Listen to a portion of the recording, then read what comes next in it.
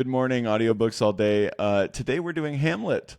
And it's kind of interesting because this is the first time we've ever had to do like a redo because of technology.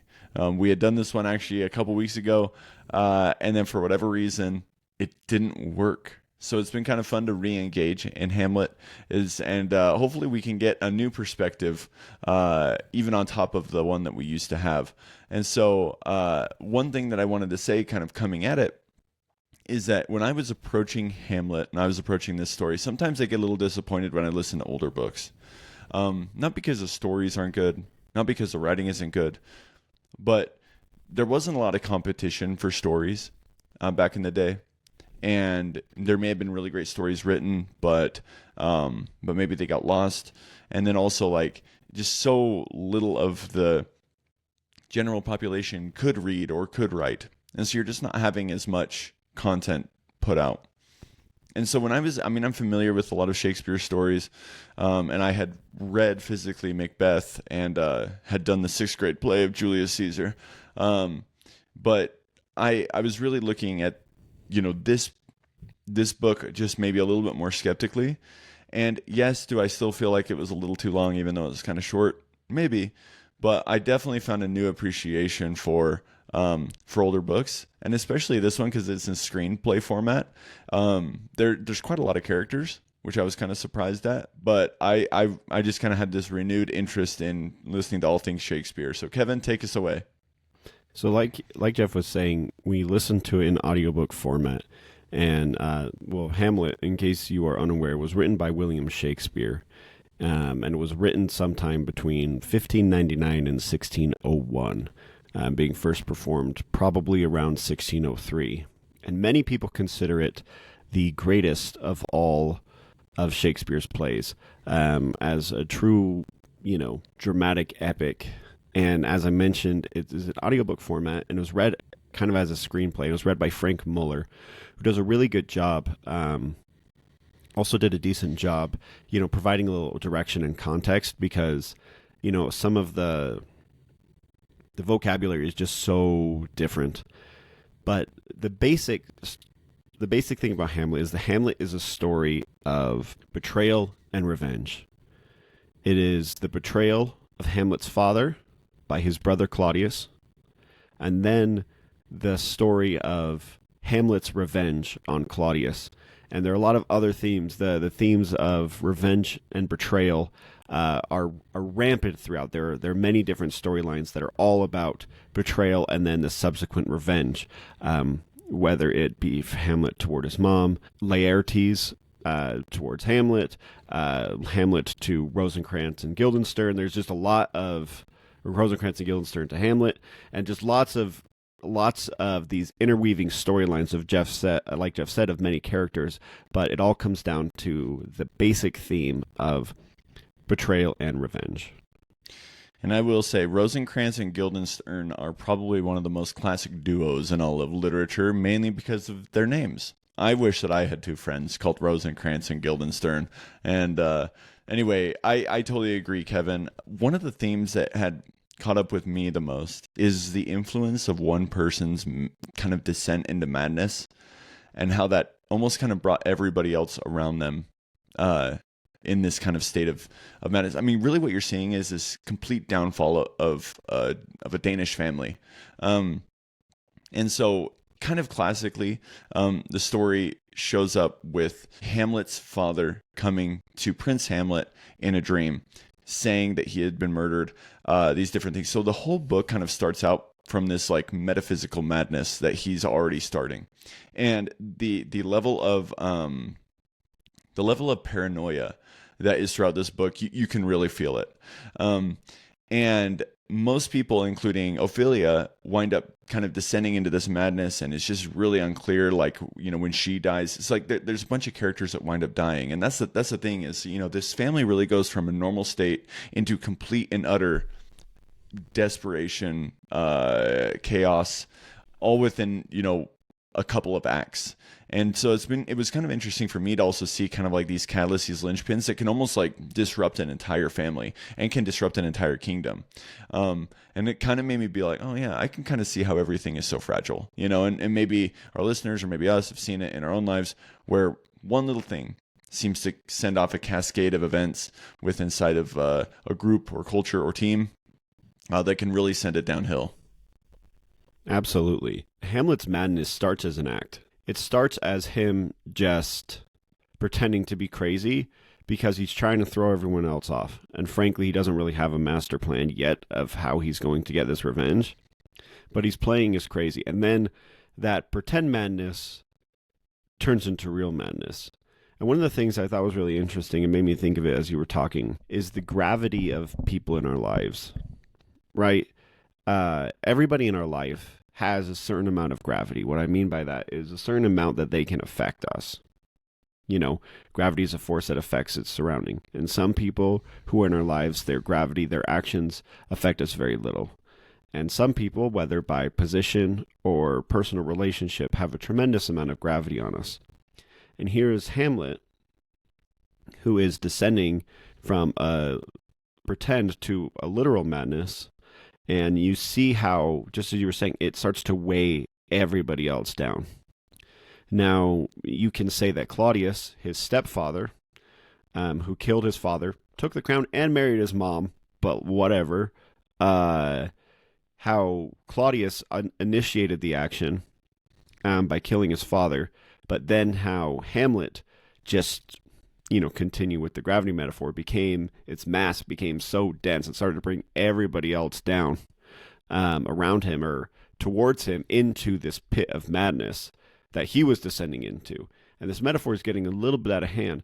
But the point is that Hamlet had such an impact on everybody else, like Ophelia.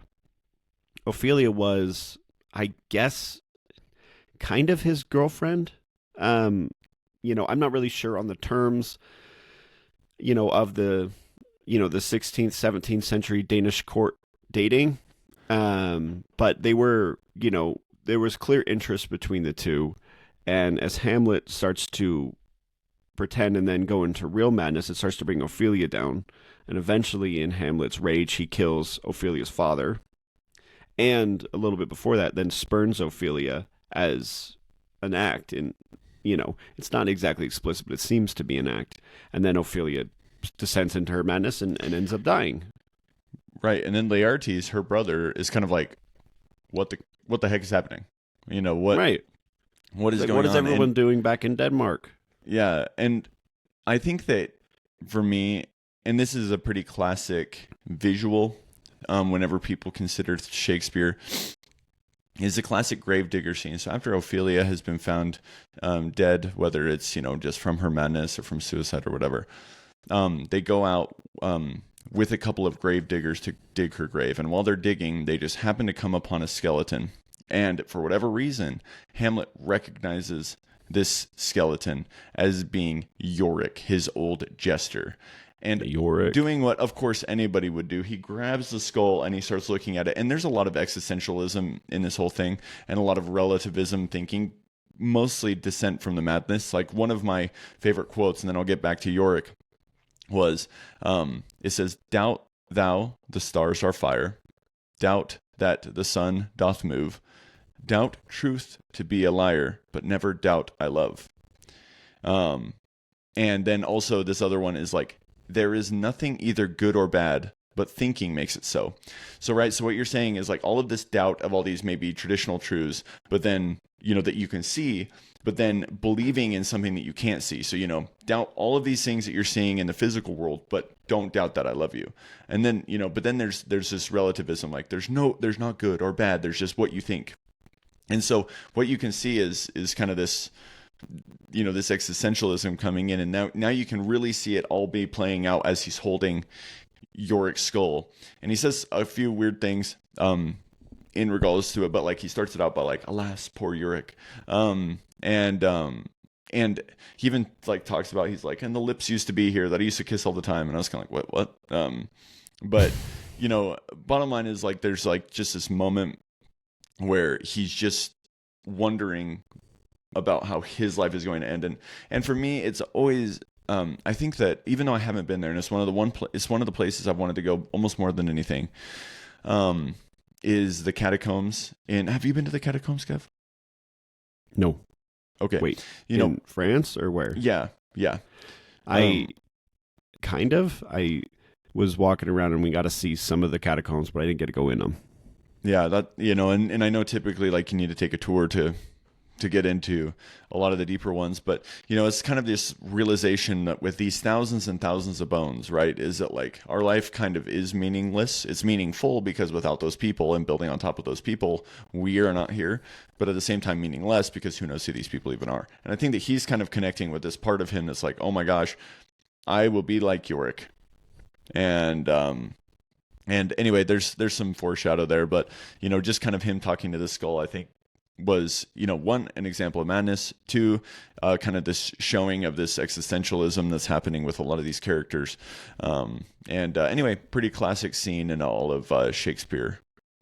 Absolutely. And, it doesn't have to, you don't have to wait for that foreshadowing for very long, because by the end of the play, Claudius, Hamlet, Gertrude, Polonius, Laertes, Ophelia, Rosencrantz, Guildenstern, and pretty much every single person who was in the play, except for Horatio, Fortinbras, who was never actually in the play. They just talked about him. He was the Prince of Norway.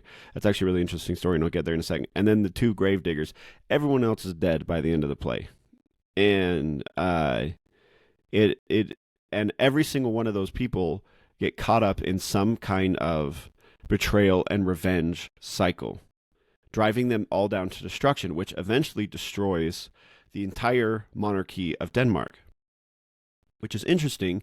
Like, it has this theme, but there's this overlying theme that is pretty subtle.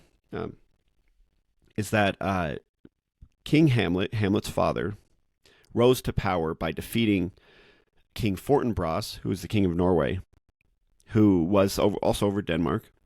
He defeated him, took over Denmark, and then Fortinbras, the new King Fortinbras, who is Hamlet's contemporary, is now trying to retake Denmark. And at the very end of the play, everybody's dead, and Fortinbras comes into the city and takes over. Thus, all these other cycles, completing the last and largest cycle that started before the play and now ends after the play, of the King Hamlet betraying Fortinbras and Fortinbras' son getting revenge on Hamlet's son. And just this cycle, you just see it over and over. And, there is, I haven't, thinking about revenge and betrayal, it really is something very destructive, at least something that I've ever seen in my life.